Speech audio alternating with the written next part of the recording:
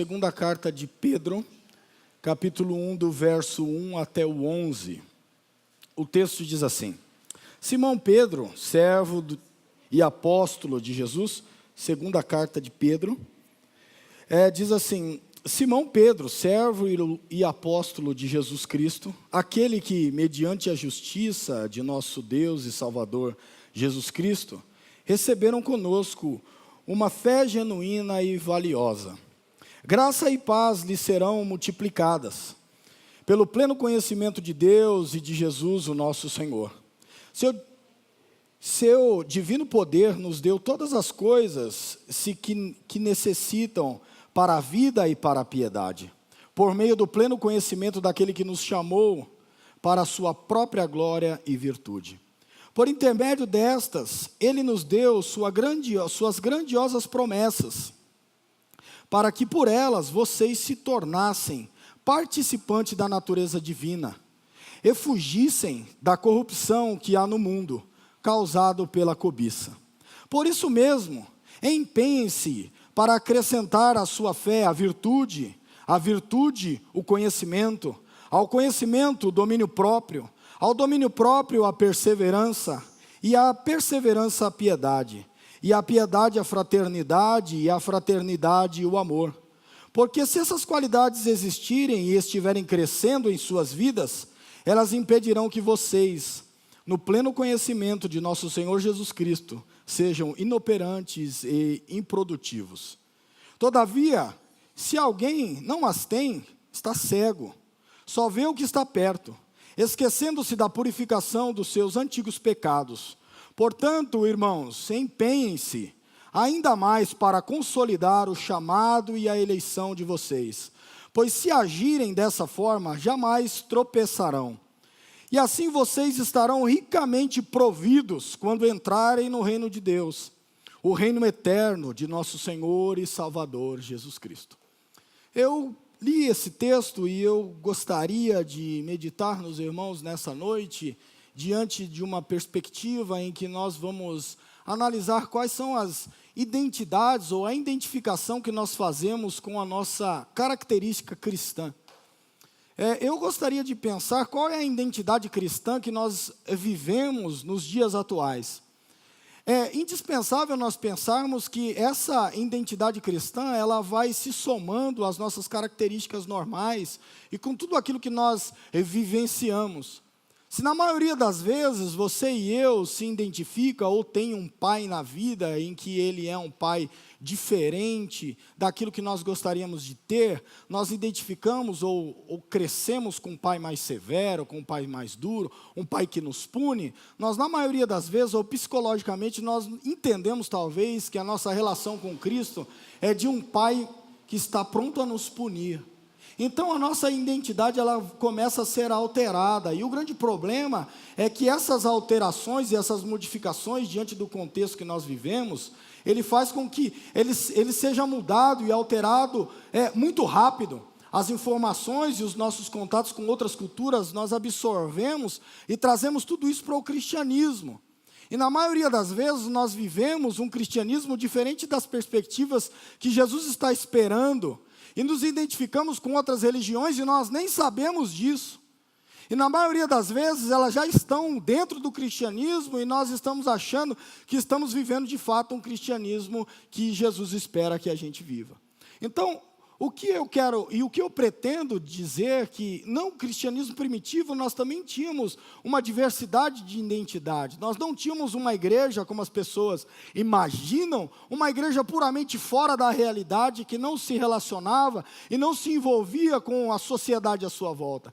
Com todas as pessoas na história, elas estão vivendo essas interações e se identificando com diversos problemas e com diversas características que moldam a nossa identidade. Então o cristianismo, em grande parte ou em grande medida, ele começa a sofrer alteração. No primeiro momento, em algumas raras ou locais perseguições que o cristianismo viveu, nós temos uma fé mais pura e mais genuína, porque se sabia que se aceitasse Jesus, poderia se morrer pela fé. Mas com o passar dos anos, o cristianismo se institucionaliza e ele faz com que as pessoas começam a obter regalias por ser cristã. Então ele começa a mudar de figura, e a identidade cristã ela começa a receber uma característica mais política, e mais social, e mais influenciada na sociedade do que o contrário. Então hoje nós vivemos totalmente outro problema, porque nós temos contatos por meio da internet, da globalização e entre outras coisas, com vários cristianismos, por que não assim dizer? De outro mundo, talvez você pode falar outro idioma, você pode assistir um culto dos Estados Unidos, um culto da Europa, um culto da China, não sei. E aí você olha para esse tipo de cristianismo e a gente tenta analisar e falar, por que é que o nosso cristianismo brasileiro não é como o cristianismo na Coreia? Porque nossa cultura não é a mesma. Por que o nosso cristianismo não é um cristianismo norte-americano? Por mais que eles tragam o máximo possível de literatura e exportem de lá, nós não vamos parecer com ele, porque quando cai aqui vira outra coisa. Então, o que é que nós precisamos fazer? Nós precisamos lutar para se identificar com o cristianismo bíblico o máximo possível e tentar ir se desvencilhando das identidades culturais que nós vamos absorvendo com o misticismo brasileiro, com essas coisas que não tem muito a ver com o cristianismo. Então, eu quero meditar com os irmãos nesse texto e pensar algumas características ou alguma identidade que talvez nós temos deixado de lado, porque o tempo vai passando e parece que a nossa identidade ela começa a estar ligada com aquilo que funciona. Então eu venho para um cristianismo em que eu oro e Deus responde a minha oração, e isso é igreja. Não estou dizendo que não é, porque nós estamos aqui para orar e pedir para Deus nos ajudar e nos sustentar na vida. Mas isso não é só o cristianismo, isso é também. Deus está esperando que nós venhamos nos identificar com Cristo. E a identificação é, de fato, absorver a identidade de alguém. Então, quando você se identifica com um amigo ou alguma pessoa, naturalmente você absorve algo dessa relação. É natural a gente dizer, olha, aquela pessoa casou com aquele outro, e parece que o tempo passou e eles estão bem parecidos, né? Agora se preocupam com as mesmas coisas, aquele marido que não era tão organizado, talvez não melhorou tanto, mas melhorou um pouquinho. Minha mulher está rindo ali, não acusa, não fala Senhor. Melhora um pouquinho, mas começa a ter algumas coisas que vão se identificando. Então, naturalmente, a carta ou o texto que nós lemos é de fato Pedro olhando para nós e dizendo assim, há uma necessidade em que a gente observe as nossas características e veja quais são as características que estão sobressaindo nas nossas relações. Quando as pessoas olham para nós, elas identificam o que em nós. O Wagner falou da tragédia que todos nós estamos acompanhando. Há um problema instalado, há uma situação que já aconteceu. E qual é a nossa atitude diante desse problema? Talvez você não vai ajudar, ou vai ajudar, não sei. Mas qual é a nossa postura diante disso? A gente talvez está com aquele discurso de ódio que diz assim, por que o infeliz que foi lá e não consertou aquele negócio, não morre um desgraçado desse? Porque às vezes a gente é tomado pelo ódio, mas não é uma identidade cristã. De fato, a nossa identidade deveria ser, Senhor Jesus, tem misericórdia dele, porque de fato ele precisa ser punido, porque nós não sabemos se eles se venderam, se foi subornado, por que é que não fizeram o serviço adequado. Então de fato, onde é que nós cabemos dentro da nossa sociedade, ou o que é que as pessoas estão identificando na nossa conduta, ou com quem estamos sendo identificados? Com Cristo, ou talvez com o mundo de uma forma secular, ou nós estamos vivendo um hibridismo cristão, em que há uma parte do mundo e uma parte cristã, e uma coisa estranha, talvez uma anomalia, eu posso dizer assim, espiritual, acontece dentro de nós. Então, eu vejo Pedro escrevendo essa carta inicialmente, você pode manter o texto aberto, que nós vamos recorrer ao texto, e o Pedro diz assim, olha, Simão Pedro, servo do Senhor e apóstolo de Jesus Cristo, aqueles que, mediante a fé e a justiça de nosso Deus e Salvador Jesus Cristo, recebem conosco uma fé igualmente valiosa.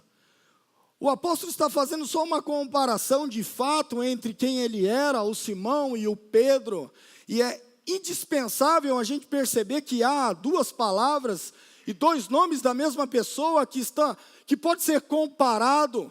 Alguém que era Simão e alguém que se torna Pedro. Não são pessoas distintas, é a mesma pessoa, que de fato precisaria ter passado por uma transformação. E ele se identifica com alguém, e aí ele se torna quem? Um servo de Jesus e um apóstolo, alguém que Jesus envia.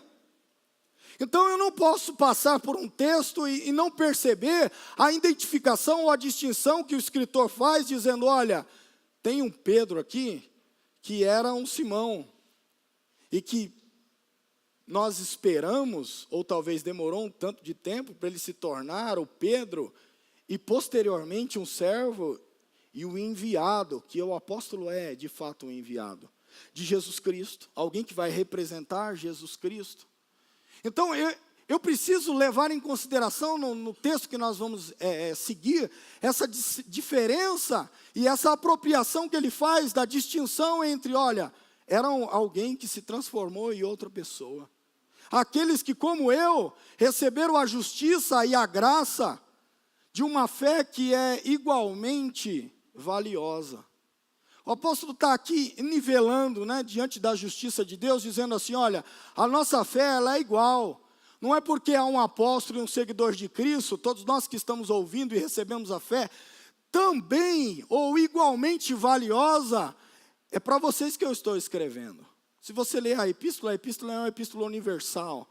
Não há um endereço específico, pessoas específicas, ela cabe para todas as pessoas. Então, todo mundo que recebe essa fé, que ele entende como valiosa, como indispensável para um cristianismo, ele precisa ter essas etapas em que você era alguém e se tornou alguém, a partir do momento que você alcançou a fé em Jesus Cristo. Ele segue e ele vai dizer assim, a graça e a paz sejam multiplicadas pelo conhecimento de Deus e de Jesus Cristo, nosso Senhor. É maravilhoso você perceber que agora parece que ele começa uma oração, isso é típico de todas as cartas de Paulo, de Pedro, de Tiago, que eles fazem a saudação e aí eles oram para que a paz alcance e a graça alcance as pessoas, mas aqui ele faz um detalhe diferente, porque ele vai dizer assim, olha, isso vai acontecer mediante ao pleno conhecimento de Jesus Cristo. E aqui, mais uma vez, ele está dando mais uma diferença aí, e dizendo, não é só um conhecimento, é uma totalidade de um conhecimento. É algo que não é simplesmente você dizer, olha, eu conheço Jesus e está legal, e eu sei quem é, morreu por mim, e a gente segue. Mas precisa haver uma construção, um crescimento, em que você vai conhecendo a Jesus até atingir uma plenitude de um conhecimento.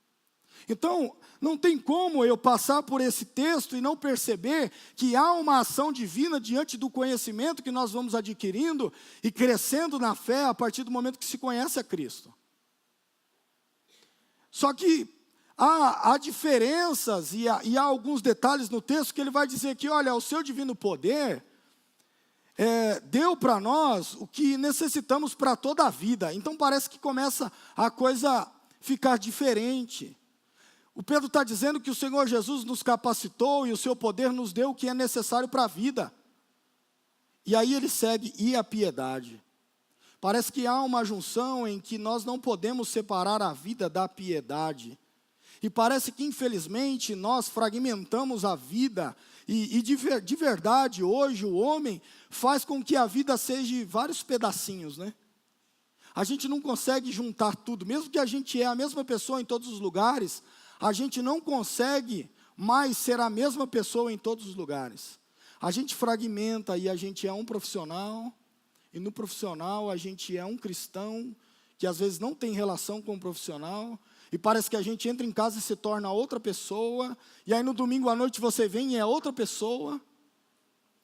E parece que o apóstolo não faz distinção entre o conhecimento e a piedade, que é aquilo que a gente vive na vida, e é aquilo que a gente vive fazendo, ou executando, ou exercendo a piedade, que é uma vida piedosa em relação a Deus. Que é uma vida religiosa, por mais que não é dentro da religiosidade, mas é uma vida que demonstre que a gente tem uma identidade distinta das outras identidades. Então, dentro dessa lógica, nós precisamos perceber que ele vai dizer: olha, o Senhor Jesus nos chamou para essa própria vida, essa vida em virtude e glória. E aí há uma lógica que nós precisamos entender, que o Senhor Jesus se dispõe, e a partir do Evangelho Ele chama a gente. E de fato esse chamado é para que a gente saia de uma situação e venha para outra situação. E essa transposição de vida, ela precisa ser vivida por todos nós. Não há uma vida continuada dentro da relação cristã. Nós precisamos de verdade entender que o Senhor Jesus nos chamou para essa vida, para esse conhecimento com Cristo, para essa relação com Cristo. E Ele nos chama de uma forma totalmente diferente, distinta, não obrigada, não por um pecado, não talvez por uma obrigação, senão você vai morrer, mas Ele nos chama, de fato, como os irmãos cantaram, com um amor que nós não entendemos. Ele nos atrai de uma forma que a gente, quando percebe, a gente já não consegue viver mais sem esse amor. A gente percebe que quando o Senhor nos chamou, Ele nos tirou de um lugar e nos colocou sobre uma rocha firme. E Ele fez com que a gente já não mais vivesse a vida sem a relação com Cristo, mas com que a gente conseguisse colocar Jesus em todas as nossas relações e fazer com que a vida de fato acontecesse com a relação com Cristo e com a minha vida diariamente. O grande problema é que a vida acontece e, na maioria das vezes, a gente tem muita dificuldade em permanecer ouvindo esse chamado. E aí, de fato, o tema em que está para a gente abordar aí, inicialmente nesse ano, que é a consolidação, é algo indispensável para os nossos dias. Porque consolidar nada mais é do que firmar alguma coisa. Consolidar é você fazer com que algo que está móvel, talvez oscilando, deixe de oscilar. Seja firme, seja constante. E aí eu começo a perceber que parece que aquilo que o Senhor nos chamou para viver uma nova vida, Ele oscila. E aí a gente não consegue de fato ter uma vida cristã consolidada. A gente parece que passa a ter uma vida cristã de verdade, ociosa ou oscilante. E de fato é o que nós vivemos, meus irmãos. Nós vivemos, como o Bauman disse, a pós-modernidade líquida. E tudo está se dissolvendo. As relações se dissolvem de um dia para o outro. As pessoas desfazem uma amizade de um ano, de a vida toda, em uma simples conversa, ou uma falta de dar um like numa foto. Simplesmente a amizade acaba. Simplesmente o casamento acaba. Simplesmente a relação de pai e filho acaba. E simplesmente a gente sai da igreja e diz: nunca mais piso nessa igreja. Simplesmente. Por quê? Porque a gente está vivendo esses dias de não consolidação. A gente está vivendo uns dias de liquidez. Então tudo é líquido, nada é sólido. Então há um clamor de Deus para os nossos corações e para as nossas vidas, em que de fato a gente viva uma vida cristã sólida. Porque a fé em Cristo Jesus não passou a ser líquida. Ela precisa continuar sendo, como a Bíblia diz, o firme fundamento. A palavra de Deus ainda é o lugar onde nós estamos ancorados para viver a nossa vida. Ela não deixou de ser o nosso refúgio. Ela ainda é. Não é porque a sociedade moderna se atualizou e o mundo digital fez o que fez com a gente, que a fé foi mudada também. Graças a Deus, Tiago diz que a fé, ela é imutável. Deus, Ele é imutável, não há sombra de variações.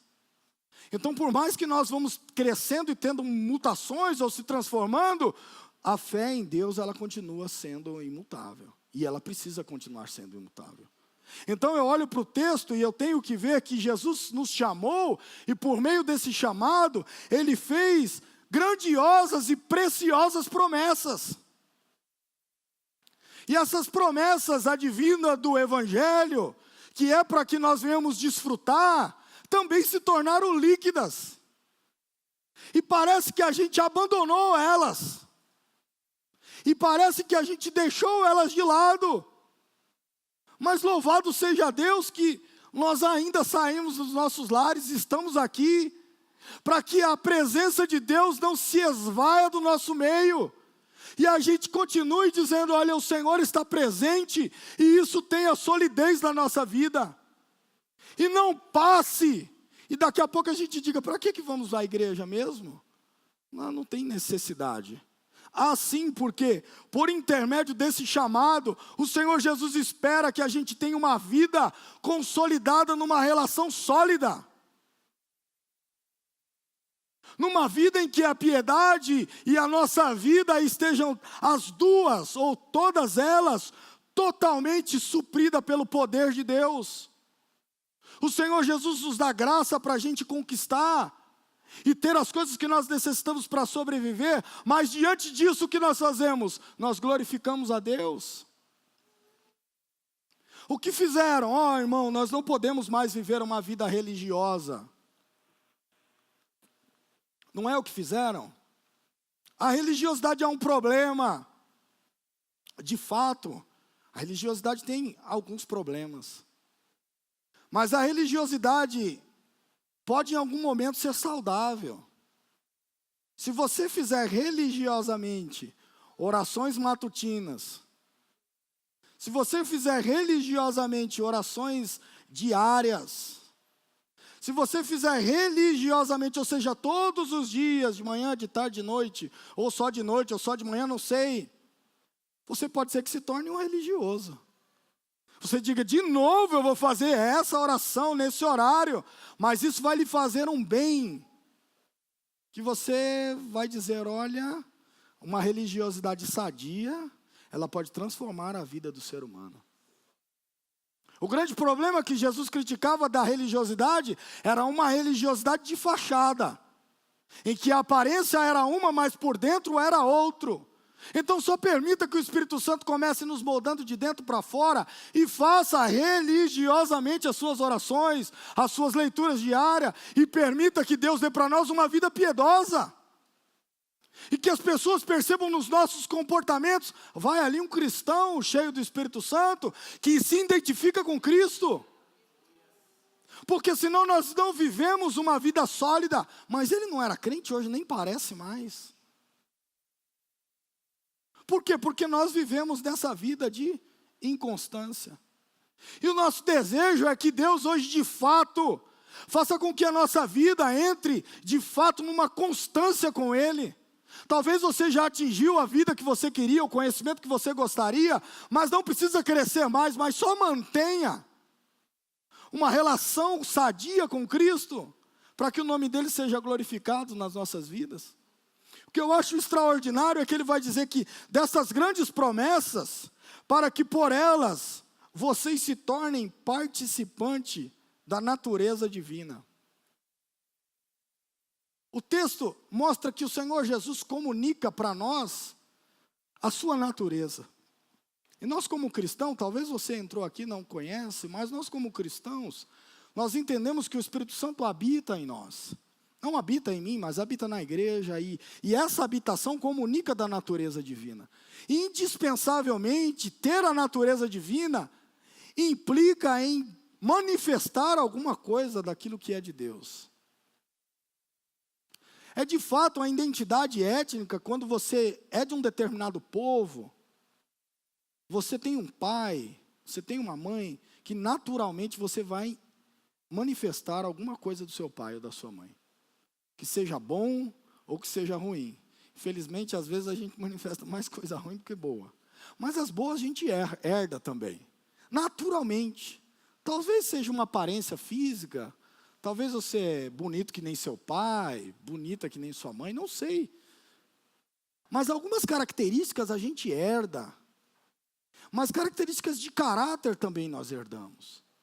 E a partir do momento que nós ouvimos o chamado, Deus faz com que nós venhamos receber essa natureza. Então, a filiação nós já obtemos. Então, como é que nós não manifestamos essa natureza divina?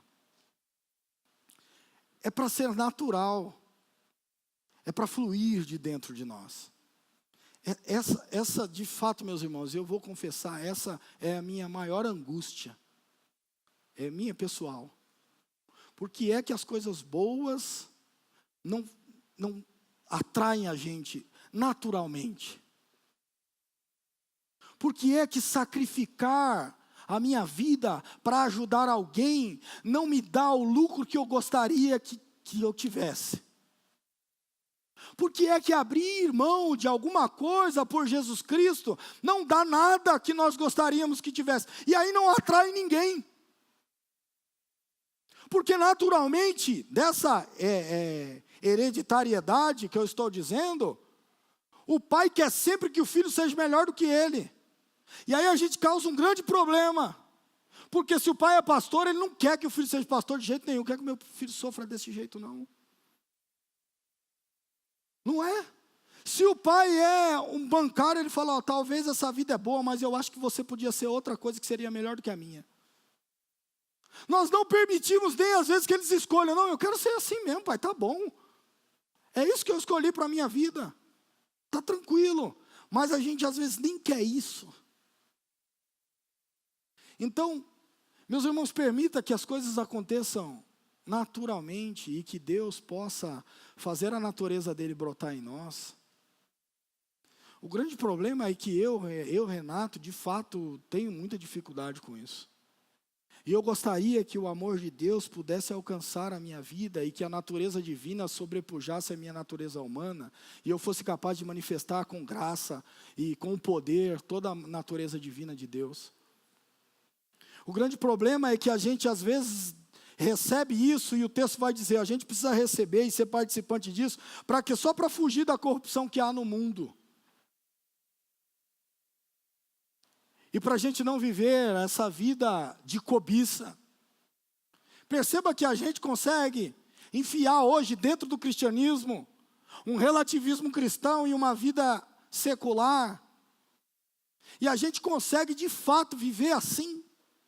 E hoje de verdade a gente vai chamar todo mundo de fanáticos se fizer o contrário disso. Mas a gente não consegue ser radical, foi o que nós discutimos há algum tempo na escola bíblica. Ou a gente é extremo para um lado, ou a gente pende para outro extremo. Ou você vai ser radical demais e vai abrir mão de tudo, ou você vai para outro extremo e vai dizendo, eu também não abro mão de nada. Então, de fato, meus irmãos, que o Senhor Jesus nos faça capaz de fugir disso. De ser participante de uma natureza e de viver algo que possa consolidar a nossa relação como cristão. Eu olho para o texto bíblico e o verso 5 vai dizer assim, por isso, meu irmão, porque você tem a natureza divina e porque você vai conseguir, em nome de Jesus, fugir da corrupção do mundo, empenhem-se para acrescentar a sua fé. É aqui que é um problema sério. Parece que a gente tem uma questão de que a natureza divina, ela não vai fazer com que a gente tenha nenhuma dedicação mais. De fato, o texto está dizendo para que a gente se empenhe, para que você se dedique, para que você empreenda esforço, para que você entenda que a sua relação com Cristo precisa ser, às vezes, ganhada na dedicação de verdade, em vez de uma vida aqui em que as coisas precisam fluir. Isso que eu dizia, olha, parece que não acontece naturalmente, é a hora que a gente precisa lutar para que ela aconteça. Então há um negócio que a gente tem muita dificuldade de entender, que é a participação. Está mais ou menos Jesus dizendo assim, olha, Pedro dizendo, olha, vocês precisam cooperar. Você precisa cooperar para acrescentar a sua fé. Parece esquisito, né? Porque a gente acha que a coisa vem prontinha, né? A gente acha que a coisa vem feitinha, mas o Senhor Jesus está esperando que a gente coopere, para que a coisa seja acrescentada em nós. Você precisa perceber a hora que a coisa não está mais sólida, e você passar a olhar e falar assim, olha, eu acho que eu estou oscilando demais, a coisa precisa ser mais firme, eu preciso me empenhar, e a minha fé precisa acrescentar a virtude. Há um grande problema nisso, porque, infelizmente, quando a gente pega nesses assuntos, a coisa fica desagradável.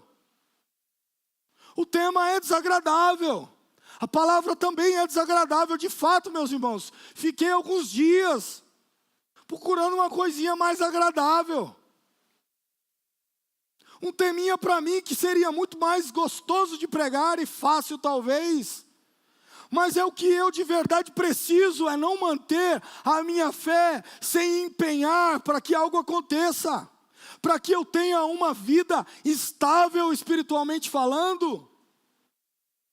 E não tenha de fato uma virtude diante de algo que eu comece e nunca termine. A virtude é de fato a excelência em que você se empenha para fazer algo e termine aquilo que você começou.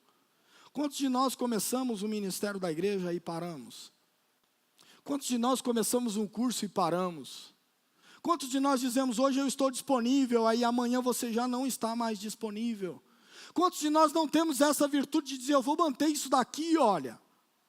É claro que há situações da vida que a gente precisa parar, não vai se punir por isso. Mas há situações da vida em que você sabe que não dá, não precisa parar. E você quer parar.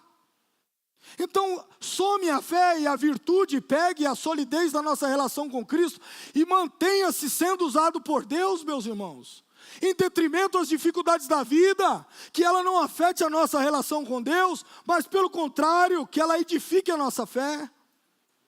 Que a fé suporte o vento, que a fé suporte a crise, que a fé suporte as humilhações, as palavras que você ouve, os desprezos das pessoas, mas que você diga, não, de fato eu vou me manter firme, porque meus irmãos, essa virtude, ela só vai vir por meio do conhecimento de Jesus Cristo, e ninguém conhece a Deus do dia para a noite. E o grande problema é que o conhecimento que nós estamos falando não é fazer uma faculdade, porque nós temos muitas pessoas aqui, louvado seja Deus por vocês, que estudaram bastante. Tem diversas formações, diversos cursos. Mas o conhecimento não é esse conhecimento de formação teológica, nem de especialização em mestrado e qualquer outro tipo de coisa que você possa fazer. É o conhecimento da relação de Cristo. É o conhecimento da sabedoria para a prática da vida. É aquilo que não se adquire de um dia para o outro, lendo somente livros, é pondo em prática a bondade, o amor, a fé em Jesus Cristo e demonstrando para as pessoas o quanto nós parecemos com Cristo. É isso que vai fazer com que as pessoas falem, olha, de verdade, aquele rapaz, aquela irmã, aquele irmão, ele de fato conhece a Cristo, porque ele responde como Cristo. Ele tem um conhecimento e uma virtude que faz com que a fé firmada em Jesus Cristo seja diferente. Porque a relação de conhecimento é fácil, meu irmão, é só ler, decorar e falar, está tranquilo. Não tem problema não, escreve, lê, posta em jornal, revista, escreve livro, está tranquilo. Agora o problema nosso é a prática da vida. O problema nosso é a vivência do conhecimento entre aquilo que é cristão de fato e aquilo que é mal. Então não posso olhar e ver Pedro, parece que Pedro está edificando. Pedro está dizendo, olha, você pega a fé, e depois você pega a virtude. Depois você pega o conhecimento, depois você pega o domínio próprio. Parece que ele está construindo, edificando alguma coisa que a gente precisa vir construindo na nossa relação com Deus. E esse é o grande problema, é edificar, construir. Quem construiu ou quem está construindo, sabe o quanto é difícil isso. Começa lá com uma pedrinha, começa lá com um buraco na terra, você está gastando dinheiro pra caramba e não vê nada. Só broco enfiado para dentro da terra, só concreto, não aconteceu nada. Daqui a pouco você vê um monte de bloco, tudo feio. E aí você vai trabalhando e gastando dinheiro, e trabalhando e gastando dinheiro, e a coisa daqui a pouco está formada. Daqui a pouco você está morando dentro. E essa é a relação com a vida cristã. Nós precisamos vir formando. Nós precisamos vir construindo. Para que algo aconteça. E de fato, meu irmão, domínio próprio e a perseverança, está aí o nosso grande problema. Que perseverança volta para a mesma coisa de você ser constante. Meu irmão, quer ver coisa difícil é isso, né?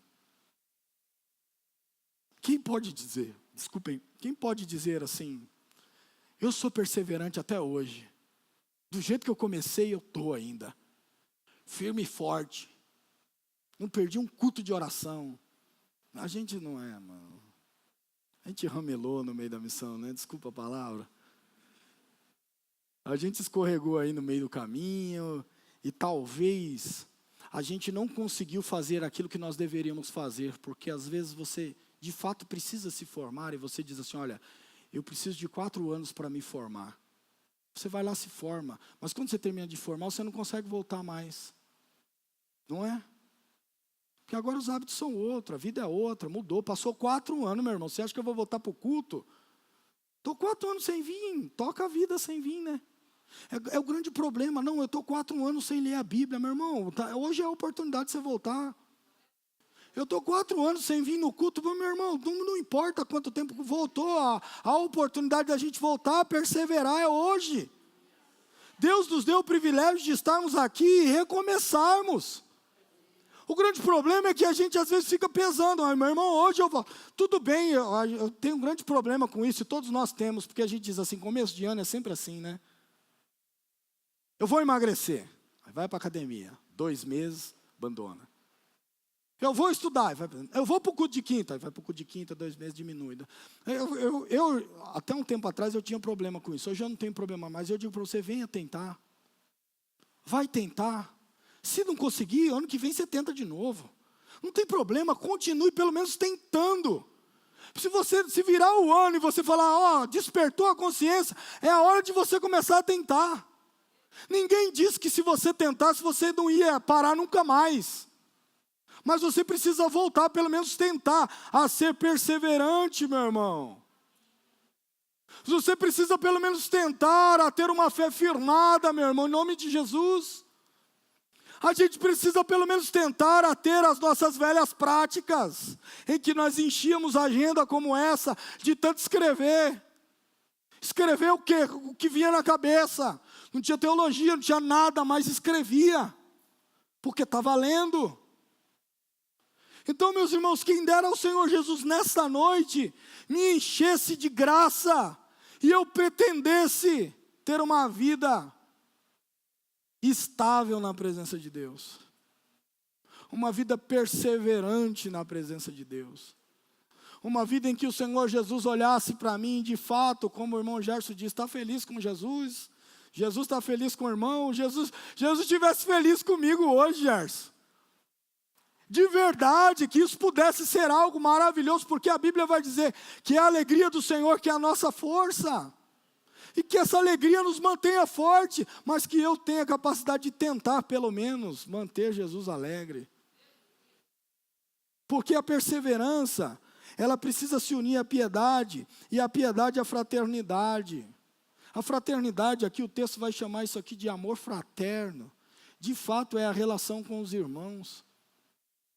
E como é que a piedade, ela se une à fraternidade, e a fraternidade, por fim, o amor que é o ágape?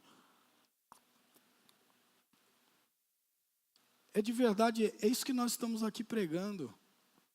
Saímos de uma situação, o Senhor nos chamou, nos trouxe para a igreja, para aqui para a gente amar e ser amado. É de fato para a gente viver uma fraternidade em que uns irmãos estão preocupados com os outros. Porque quando a gente desemboca no ágape, a gente de verdade tem que pensar que o ágape é olhar para Cristo e ter vergonha. Porque, se Jesus fez tanto por mim, por que é que eu não posso fazer por o meu irmão? Que sacrifício. O amor não é para estar pautado na minha capacidade de amar ou na sua capacidade de ser perfeito e atrair o meu amor que eu tenho por você. Porque se fosse assim, nós não atrairíamos o amor de Jesus. Eu preciso olhar e perceber que quando eu olho para Cristo, eu me sinto constrangido. Não é forçado, é constrangido. Porque só quem me conhece, e só eu mesmo sei o quanto eu sou ruim. Que graças a Deus as pessoas não sabem, só eu e Deus sabem. E talvez você sabe o quanto você falha, e o quanto você erra, e o quanto a gente poderia ser melhor. E aí quando eu olho para a pessoa, eu falo, esse cara tem que ser melhor do que eu. E se Jesus amou alguém tão ruim como eu, por que é que eu não posso amar ele? Ou amar ela? E me sacrificar a fim de que ele seja alcançado pelo amor de Deus, que é o ágape. Isso é fraternidade, isso é uma comunidade que a gente ainda não conseguiu viver, de fato e na sua plenitude. A gente está tentando viver e às vezes a gente vive em grupo de pessoas que são mais próximas. Às vezes, nem sempre. Nem na família às vezes a gente consegue viver isso. Mas quem dera hoje, como o apóstolo Paulo diz, o amor de Deus seja derramado em nossos corações.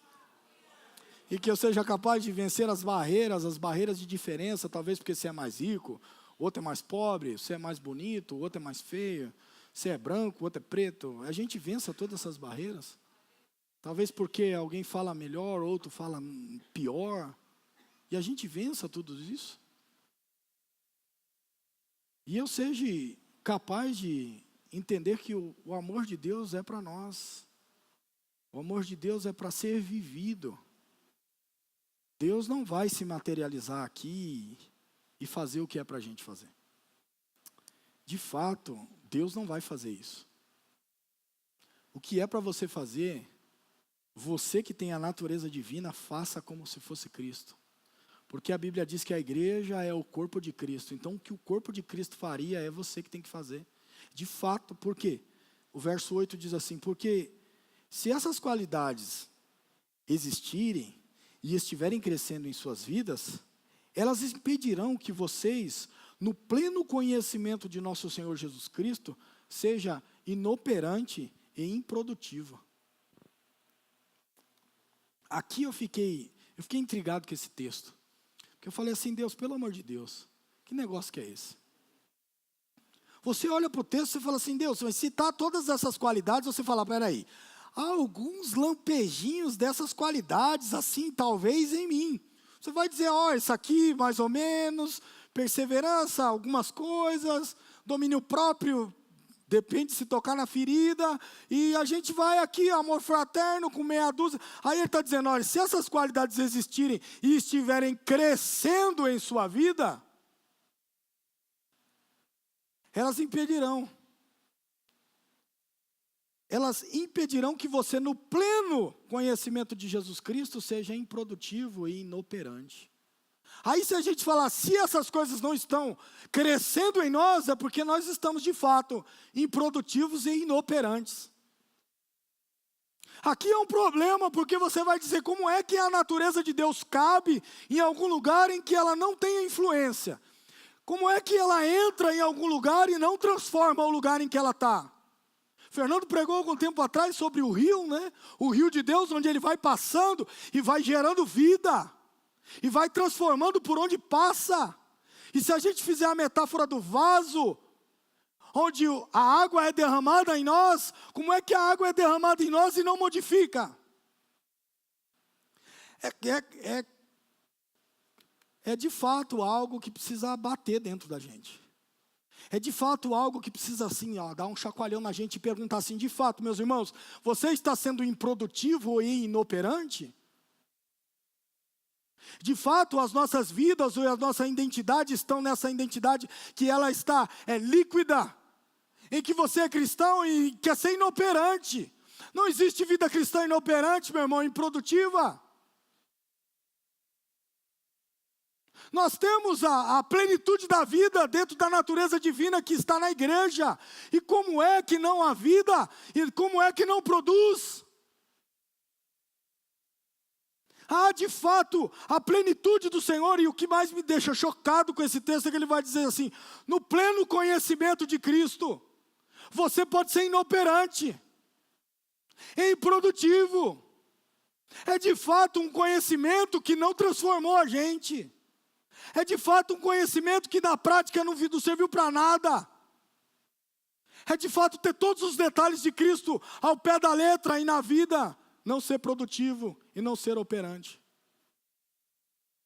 O grande problema é que essa palavrinha de operante, onde Deus opera, no texto bíblico, na maioria das vezes, é aquele poder de Deus, em que Deus separa cada um para o que for útil.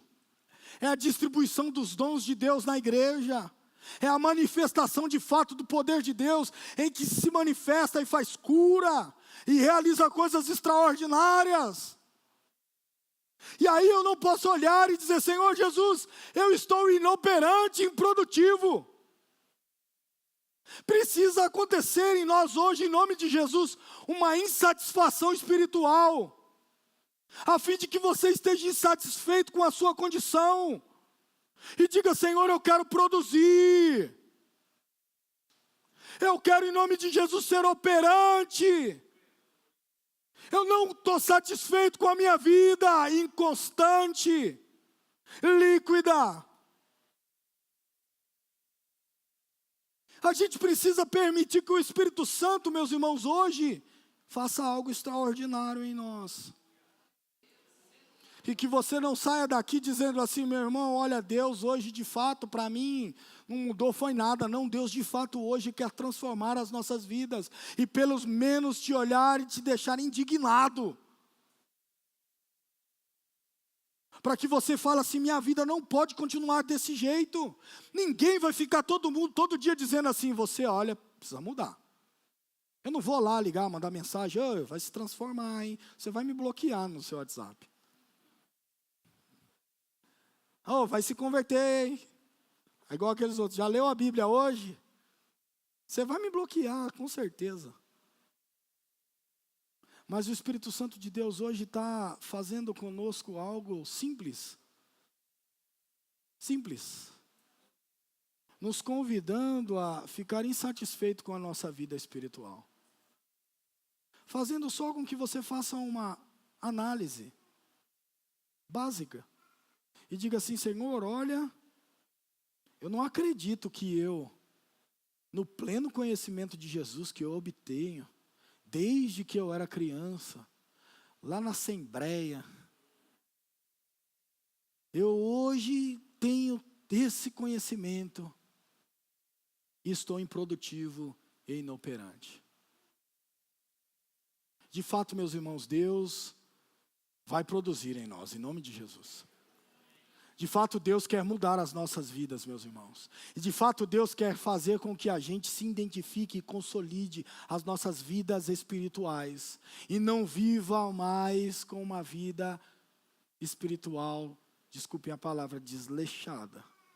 Mas ele vai dizer assim, todavia, se alguém não as tem, aqui pior que ele vai ser um pouco mais duro ainda, né? O Pedro é... Ele vai dizer assim, todavia, se alguém não as tem, aquelas qualidades pelas quais falamos, está cego. O verso 9. Só vê o que está perto, esquecendo-se da purificação dos seus pecados antigos. É um texto difícil, né? Porque, peraí, o cara é cego, mas agora ele só vê o que está de perto? Tem alguma coisa aqui que ele está chamando a nossa atenção. De fato, ele vai enxergar, mas ele só enxerga o que ele quer enxergar. De fato é o cego que não vê porque ele não quer ver, ele está vendo, mas ele faz que não vê. Ele finge que não está vendo nada. Sabe aquela hora que você está lá, jantando na casa de uma pessoa, aí você viu que caiu o arroz, você disfarça, ninguém viu nada. Você viu que caiu, mas você fingiu que não viu. A gente disfarça bem, meus irmãos. A gente tem uma postura, e o que é mais maravilhoso é que a igreja proporciona para a gente isso. Proporciona uma vida, uma postura piedosa, né? A gente tem uma postura de cristão, mas o texto está dizendo assim, você está enxergando de verdade, ou você está vendo só o que você quer ver? Eu peço em nome de Jesus que o Senhor possa fazer cair as escamas dos nossos olhos nessa noite. Que haja clareza espiritual. Como a Bíblia vai dizer lá, o apóstolo Paulo aos Efésios, tendo iluminado os olhos do nosso entendimento. E que o Senhor faça eu ser capaz de olhar para mim e ver em mim. Não estou apontando nada para você, meu irmão. A pregação é para a gente. É de fato que eu possa ser capaz de enxergar e não me esquecer de quem eu era, de quais foram os muitos pecados que eu cometi e cometo, e não fazer de desavisado. Perceba que o Senhor Jesus vai tratando e trabalhando aí dentro de nós, de uma forma especial. Mas mais uma vez, no verso 10, a gente já está caminhando para terminar, ele vai dizer assim: portanto, meus irmãos, empenhem-se ainda mais. Parece que o cara está dizendo assim: vocês estão muito parados. Precisa se movimentar, precisa trabalhar, precisa se empenhar para alguma coisa. Sabe aquela hora que você fala assim: menino, vamos sair. Eu tenho um filho de 9 anos, para quem não sabe. Você fala assim: pega lá a troca de roupa, põe o chinelo, vamos sair. Aí ele vem daquele jeitinho assim, né? Levanta do sofá. Parece que a gente está nessa lerdeza espiritual. Parece que o Fernando é usado por Deus aqui, a gente se movimente, se mexa, vamos produzir, a gente vem assim devagarzinho. Aí quando chega no meio do caminho a gente cansa. A gente fala: eu acho que eu vou voltar lá e vou sentar de novo para descansar. Numa velocidade. E o Paulo parece que, o Pedro parece que está percebendo. E o Pedro disse lá em cima uma vez: empenhe-se. E aqui ele está dizendo: portanto, meus irmãos, empenhe-se ainda mais. Precisa haver um esforço, precisa haver uma dedicação, precisa haver alguma coisa que a gente precisa fazer que a gente não está fazendo, que a gente está nessa lerdeza, nessa lentidão espiritual. Precisa se mexer, meu irmão. Em nome de Jesus, precisa quebrar essa frieza, essa moleza, essa acomodação que a gente está. Porque por pior que pareça, a gente transformou toda a praticidade, toda a facilidade que nós temos hoje da tecnologia para o mundo espiritual. A gente quer dar um clique, baixar um aplicativo que faz a gente virar santo. A gente quer pegar um clique, baixar e baixou um aplicativo. Você sobe no púlpito com esse aplicativo, agora você consegue pregar. A gente clica, olha, a partir de hoje você vai ter, aplicativo promete perseverança, fé, esperança. A gente transfere tudo para cá. E a pergunta que ele está fazendo para nós, ou a afirmação, está dizendo assim: empenhe-se ainda mais. E aqui o texto vai ajudar, que é de fato o que a gente está falando, em consolidar o chamado e a eleição de vocês. Parece que aqui ainda tem uma questão, né, de incerteza diante do chamado e diante da eleição. Ele está dizendo assim: você precisa trabalhar e você precisa se dedicar para demonstrar que Deus te chamou e que você é eleito. Porque diferente do que as pessoas falam sobre a eleição, a maior demonstração da nossa eleição e da nossa escolha é a nossa perseverança. É o quanto se mantém na presença de Deus. Não precisa estar preocupado se escolheu para isso, se escolheu, não tem problema. Mas o quanto você mantém, você testifica que o Senhor Jesus te chamou. O quanto você persevera, o quanto você continua sendo cristão, o quanto você edifica a sua fé, a piedade, a esperança, o domínio próprio, você vai se esforçando, testifica o seu chamado e consolida de fato isso. Porque se você não manter, você vai dizer, a pessoa vai dizer: mas não foi escolhido, Deus não chamou ele. E aí vamos justificar com tantos outros argumentos furados que temos por aí. Mas eu estou dizendo o que Pedro está dizendo. Você precisa empenhar-se ainda mais. Você precisa se dedicar ainda mais para consolidar, para firmar esse chamado que o Senhor Jesus fez por nós. Então, meus irmãos, assim nós seremos, e de fato, se nós agirmos assim, dessa forma, jamais tropeçarão. Perceba o texto. Se você se manter esforçando-se ainda mais para consolidar, o texto bíblico está dizendo, você não vai tropeçar. Porque para tropeçar, de fato você precisa estar de pé e caminhando. Quem está parado não tropeça. De fato, para que você caia, você precisa estar indo em direção a algum lugar. E se você está indo e se empenhando para demonstrar o chamado, a eleição, para buscar todas essas qualidades que nós falamos, é porque você está buscando uma vida cristã adequada, em que o Senhor Jesus, mediante a sua natureza, vai cuidar para que a gente não caia. E mesmo que a Bíblia diz, se cair, você se levantará. Então o texto está dizendo para a gente, olha, você precisa se esforçar por essas coisas. Porque assim, a gente consegue fugir daquilo que ele está dizendo lá da corrupção do mundo. E para encerrar, ele vai dizer assim, e assim vocês estarão, de fato, recebendo generosamente a entrada no reino de Deus e do Senhor Jesus Cristo. Então parece que o texto vai desembocar o seu desfecho dentro desse versículo 11, é que depois de você se empenhar e se empenhar ainda mais, o Senhor Jesus vai te dar generosamente a entrada no reino dos céus, a entrada no reino eterno do nosso Senhor e Salvador Jesus Cristo. Então parece que a vida eterna, como diz o Apocalipse, ela é dada para nós como coroa da vida. É como aquela consequência da sua dedicação, de se manter firme, de se dedicar na presença de Deus, Ele vai te dar generosamente. Perceba que mesmo que você faça isso, Ele ainda precisa dar, você não adquire por mérito. Ele nos dá generosamente. Então, meus irmãos, eu de fato só preciso dizer para os irmãos que o Senhor Jesus nessa noite precisa nos fazer ser ciente que precisamos nos dedicar a isso. Precisamos deixar de viver uma vida cristã acomodada. Nós precisamos fazer aquilo que é chegado à nossa mão para fazer, faça com todas as forças. Meus irmãos, a gente sempre sofre esses problemas porque a gente às vezes fica conversando. Nos últimos dias a gente tem conversado pouco sobre os problemas da igreja, sobre as dificuldades e as demandas que a gente tem na igreja.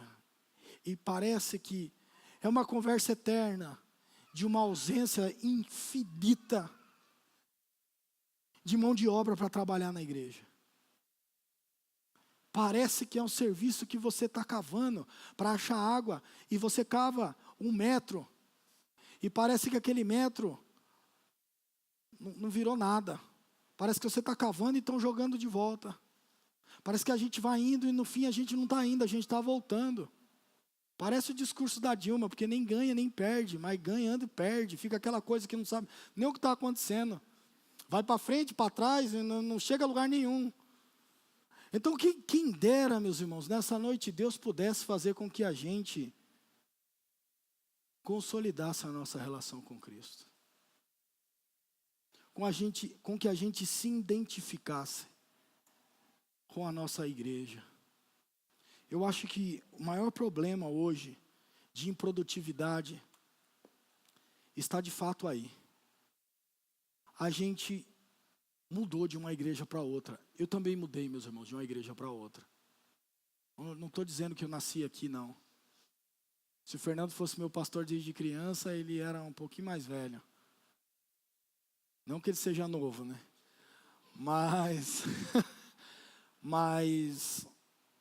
a gente vem para cá, meus irmãos, e eu acho que você precisa se identificar com a nossa comunidade. Está na hora de se identificar e dizer, é aqui que eu vou ser produtivo. É aqui que eu quero ser operante. Não dá para a gente vir para cá e passa 1 ano, passa 2 anos, passa 3 anos. E aí, Fernando, não, eu ainda estou vendo se eu vou ficar aqui mesmo, viu, Fernando? Meu irmão, está na hora da gente ser produtivo. Venha, se disponha naquilo que Deus te chamou para fazer. E deixa Deus te usar. E deixa você ser operante. E venha consolidar o seu chamado aqui na nossa comunidade. E venha permitir que o nome do Senhor seja glorificado. Aqui ninguém é melhor do que ninguém, não. O que a gente é porque a gente tenta se esforçar um pouquinho para melhorar.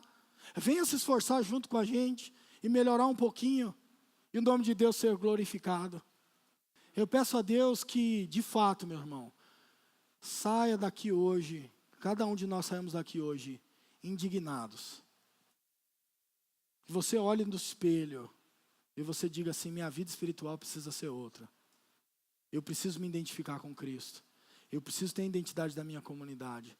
Eu preciso parecer mais com Cristo. Eu preciso consolidar a minha fé cristã. Em nome de Jesus.